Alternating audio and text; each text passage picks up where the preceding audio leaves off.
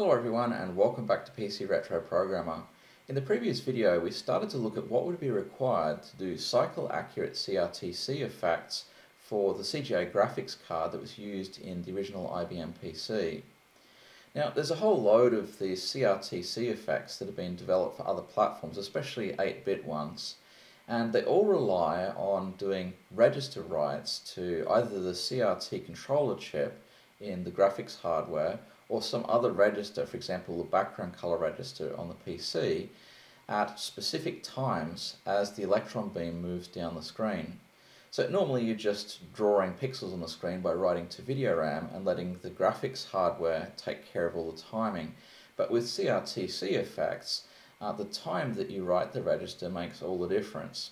A standard example is just raster bars, where you change the color of the background for a certain number of scan lines at a particular position on the screen, which you then move up and down.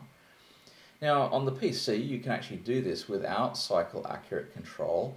It turns out that so long as you do the register right when the electron beam is moving from the right back to the left of the screen, so it's actually hidden from view, then you can get perfect raster bars. But for other effects we really require something more precise, and you can see this little program here which tries to change the background color to red and then back to black at exactly the same place every frame, and there's a whole load of jitter in it. And this is something that we see particularly on the PC. For some other platforms it's much easier to get rid of this. So there's a variety of different reasons this happens, and we looked at a couple in the previous video. For example, interrupts, the floppy drive and hard drive, the keyboard and so on could interrupt the CPU. There's dynamic RAM refresh.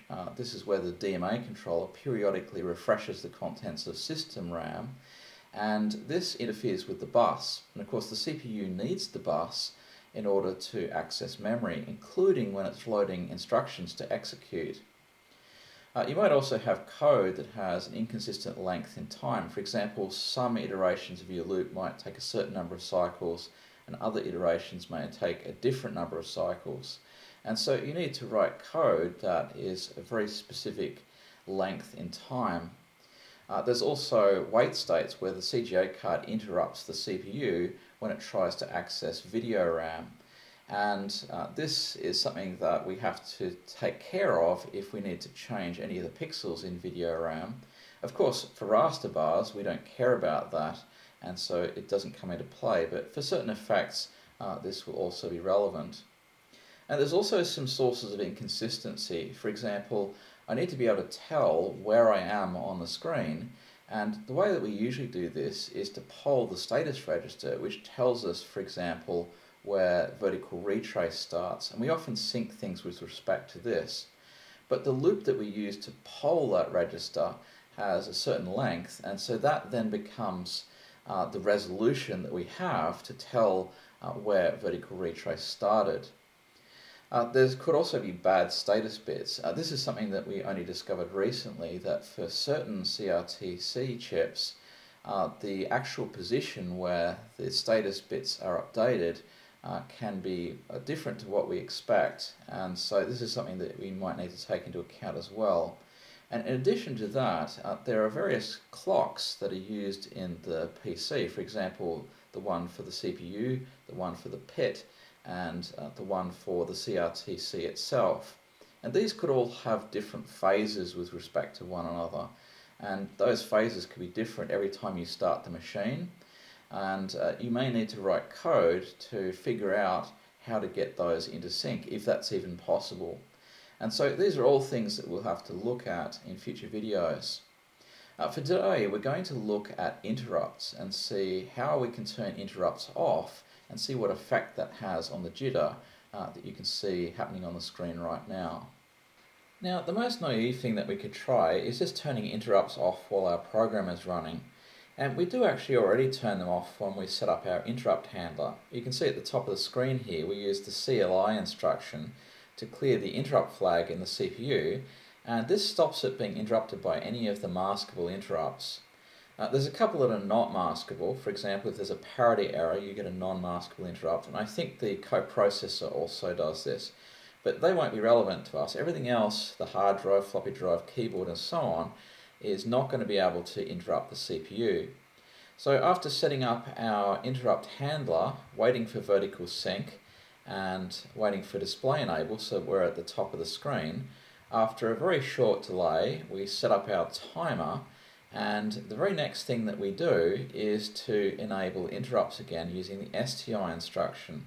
So what I could do is just comment that out, and so interrupts will still be off while we're waiting for a key press ready to go back to DOS.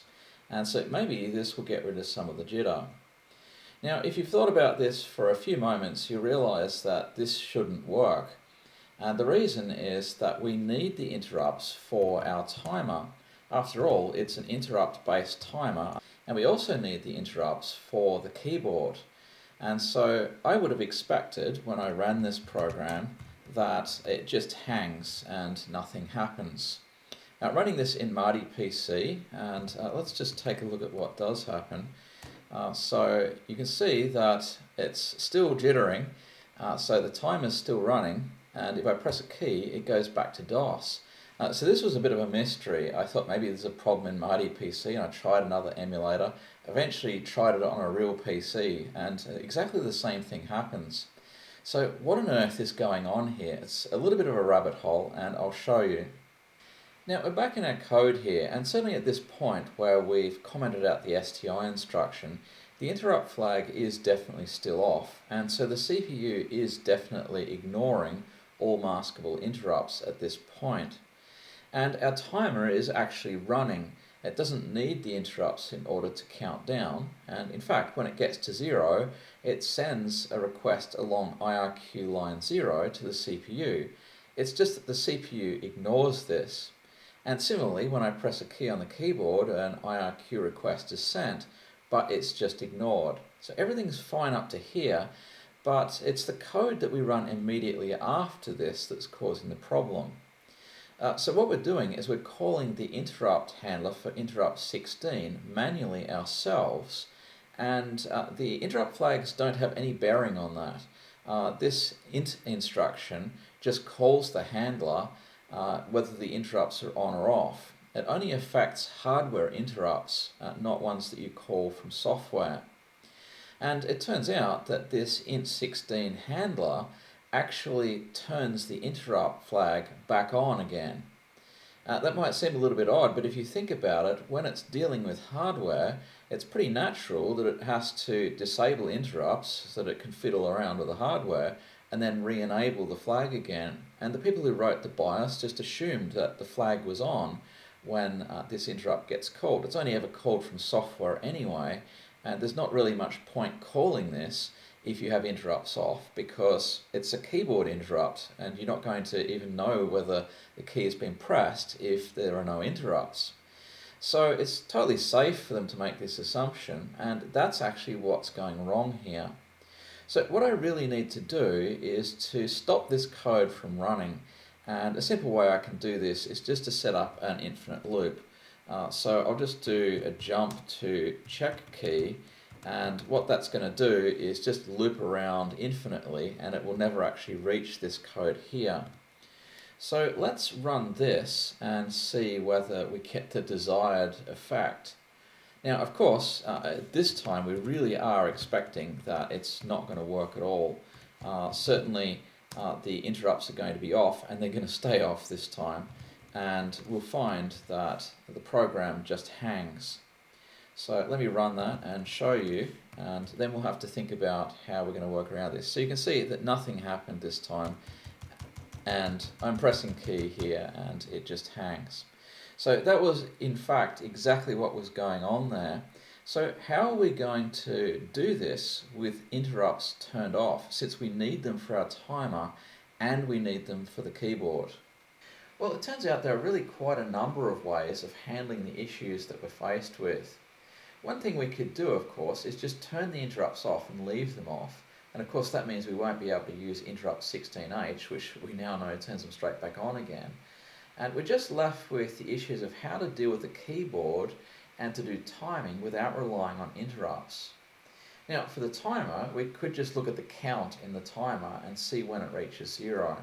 But this doesn't work for cycle accurate stuff for the same reason that it's not accurate to poll the status bit in the CGA card. The loop that you use for polling takes too long. You don't get good resolution on exactly when that bit flipped. The same with the timer. We couldn't know exactly when it reached 0, so that isn't practical. But you can actually do timing without using the timer at all. Just use the CPU. Set up a loop such that every iteration of the loop has exactly the right number of CPU cycles for a CRT frame. And then if your background color change occurs as part of that loop, so long as you adjust it so that the number of cycles is exactly right for each iteration, you'll get the background color change happening at exactly the same point every frame. Now this is difficult to do. You need to know exactly how long each instruction takes to execute, but it is possible and it is the way I normally do things. But we're going to use a slightly different method in today's video, and I'll talk about that in a minute. Now as for the keyboard, I actually simplified things a little in the previous video. I said that when a key is pressed, and actually when one is released as well, a signal is sent along an interrupt request line directly to the CPU. Well, it turns out it doesn't go directly to the CPU, but via a chip called the PIC. Not the PIT, the PIC, PIC for Programmable Interrupt Controller, the Intel 8259 chip in the PC. And its job is to arbitrate between these signals coming in. It could be that a couple of interrupt requests come in from different devices at the same time, and it has to decide which one to give priority to and forward to the CPU while the other one waits. It just does this in numerical order, so the ones that come in on the interrupt request lines with a lower number get precedence over the others. But in order to do this, the PIC actually has to know when an interrupt request is coming along a certain line. And we can actually interrogate the PIC using port accesses to find this out. So we could actually just look at the line for the keyboard and know when an interrupt request came in for the keyboard, and presumably a key was pressed or released. And what we can do then is write a routine to handle this as though we were running an interrupt handler without the CPU actually being interrupted. And so you just go through the normal handshake routine for dealing with a key press, just as the interrupt handler would, and that way you can do keyboard access without actually requiring an interrupt to fire in the CPU. Now this again is a good way of doing things in the way that I normally do it, but we're going to use a different technique today. So it turns out there's another feature of the PIC that we can take advantage of. It can actually block certain interrupt request lines. So this is better control than the CPU gives, which either allows them all to be on or all to be off. So we could turn off all the lines for things like the hard drive, floppy drive, and everything we don't care about, and just leave the ones for the keyboard and the timer. And those could then trigger an interrupt, and the CPU could handle these in the normal way. Of course, for the timer, we'll use our own handler. Now, for the keyboard, we don't really care what happens when the handler runs. At that point, we're just exiting to DOS. And so just the normal handler routine can deal with that. Now, of course, you couldn't do that in a game if you required cycle accurate timing, because the keyboard handler could take an arbitrary amount of time to run, which would mess up your cycle accurate timing. But it's also very unlikely that you'd want to do cycle accurate stuff within a game with keyboard access. In our case, it's not going to matter, so we can just use the normal routine. For the timer though, there is another issue, and that is that the CPU can't respond to an interrupt immediately. It has to wait for the current instruction to finish executing, and you have no idea which instruction that is, how long that's going to take to execute, or where it's up to in its execution of that instruction. And so that would introduce some jitter again, essentially. So we have to find a way around that, and it turns out there's a little known feature of the CPU that we can use to work around this issue, and that is what we're going to do in today's video. Now, you might be surprised to know that there isn't very much code for doing all of this. This is our original program, and I've just made some very small modifications to it. Just after we set up our timer with the count for a CRT frame, I've added in this little piece of code here before we re-enable interrupts and do our main loop. So this is dealing with the interrupt mask register inside the PIC chip, which is at port 21 hexadecimal. And the way this works is it masks off some of the IRQ request lines before they get to the CPU. And basically there's a bit in this register for each of the IRQ lines. There's a list of them all here. So bit 0 is for IRQ line 0, that's for the system timer. Bit 1 for IRQ 1 for the keyboard. And those are the two that we're going to leave as is.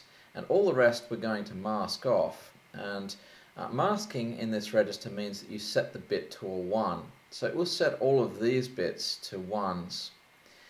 So 2 is for an EGA card if you have one, it's used for vertical retrace, 3 for COM2 if you have one, 4 for COM1, 5 for the hard disk, 6 for any floppy disks, and 7 for the printer port.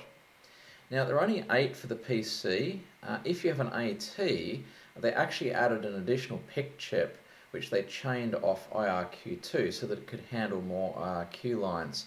But this is the only ones we have to worry about on the PC. So basically we just want the bottom 2 bits to be whatever they currently are, and all of the rest of the bits we mask by putting a 1 in them.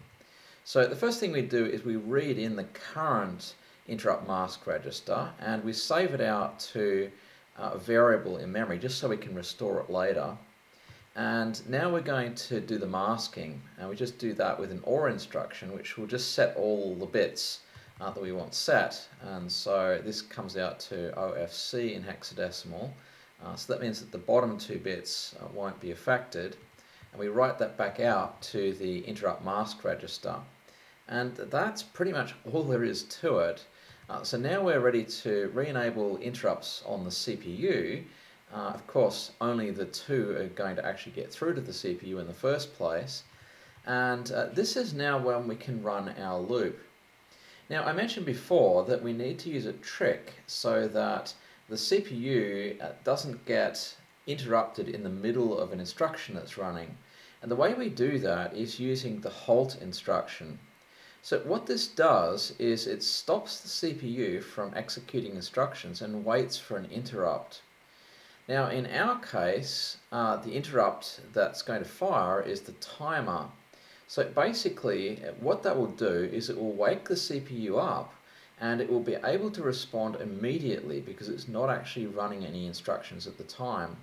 And then we continue on with the rest of our loop, which is very short here. Obviously you'd put in whatever code you wanted for dealing with the frame for whatever effect you were doing. In our case, all we're going to do is just check for a key press. And remember, interrupts are enabled here, so we're quite at liberty to run interrupt 16H to check for a key press.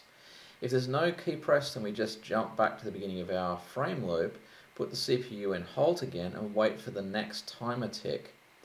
And so long as we don't exceed the length of a frame here in CPU cycles, we can put whatever code we want in this loop. Now, if there is a key press, then of course we want to deal with it and go back to DOS. And this is exactly the same code we had before, except that we restore the interrupt mask register to its prior value. Just take the value from memory and write it back out to the IMR in the PIC. And that's all there is to it. So let's run this and see whether the theory matches up with practice. Now I'm going to run this again on Marty PC, since hopefully that'll show us exactly what happens on a real PC. And yeah, unfortunately still a lot of jitter there. Of course we might expect that, we're not dealing with dynamic RAM refresh yet, but it does actually look worse rather than better. So let's have a look at what we've actually done here. If we go down these IRQ lines, there is no EGA card in this, so 2 is not relevant. There's nothing connected to COM2, and if there is a mouse on COM1 in Marty PC, it's not moving, so that's not relevant. The hard drive and floppy drive are not doing anything when the program is running, so probably they're not issuing interrupts, and there's nothing connected to the printer port. So it might be that we've actually masked off a whole lot of interrupts that weren't doing anything anyway. And this is something that we had to do, but it isn't the major problem, quite obviously. However, we have still made progress here. Remember that we're now waking the CPU up at the precise moment that the interrupt fires from the timer, and this means that everything is very predictable. And I think you can actually see that there is a repeated pattern happening here in the flicker. And I think that this is very likely an indication that that is doing what we want it to. The main issue that we still have remaining is the dynamic RAM refresh interfering with the bus. So of course that is going to be the issue that we'll try to deal with in the next video. Now hold on just a moment. Before we move on, maybe we're being a little bit trusting here. We don't really know exactly what that int16h instruction is up to when it checks for a key press. For example, it could fiddle with the interrupt mask register, or it could change the timer. Maybe it doesn't even run within a single frame, who knows. And actually I ran it on a real PC to check this out, and I'm a little bit suspicious of it. So instead of checking for a key press to go to DOS, I'm just going to run our loop through a fixed number of times, 64,000 times to be precise. And I'll just keep that count in the DX register and decrement it each time the loop runs. I'm also going to put a random value into BL. It doesn't matter what it is, and you'll see why in a moment. And I'm going to set up the CGA segment because we're going to write a random number of bytes into video RAM every iteration of the loop. And the reason we're going to do that is because it will trigger wait states, and it will really mess things up maximally. And the first time I run this program, I'm going to do it with the halt instruction commented out. So basically the interrupts are just going to run at completely random times while this loop is running. And so pretty much any instruction in this loop could be executing when the interrupt happens. And so this should allow us to see a maximally messed up jitter. Now we're going to set up an offset about halfway down the screen in video RAM, and I'm going to write a random number of bytes into video RAM, as I said, using this wrap stosb. And the number of bytes that gets written is the value that we put in the CL register, which is just this value that I had in BL. And I'm going to change this value every time the loop runs, so it'll just be a different number of bytes each time. And in addition, the value that's actually written into video RAM is also going to be this value BL, and that's just so we've got something to look at. So basically each time this loop runs, I'm going to add some random value, 41 as it happens, to BL, and that'll change the number of bytes that gets written into video RAM each iteration. And so this is the end of the loop here, so when it's done it will just go back to DOS, and that's exactly the same as it was before. So let's run this and see what happens, and then we'll put the halt instruction back in to sync it with the interrupts, and we'll see what happens. Well, here it is without the halt instruction, and as you can see it really jumps around a lot. Sometimes it jumps way over to the right and it's pretty messed up. You can see the pixels changing in the middle of the screen. That's where we're writing out to video RAM, and it's running for quite a long time. It'll probably run for about 30 seconds or so, and then it'll exit to DOS.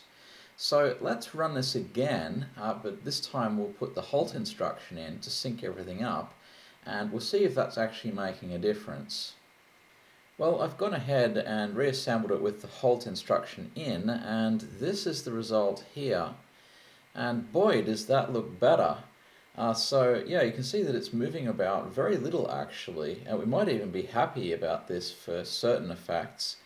And it's not jumping over to the right. Moreover, it appears where we expect to find it, basically quite a bit shifted to the right. Remember, there was a little delay that I added before I actually started the timer off, and so we really shouldn't see the thing moving over toward the left of the screen.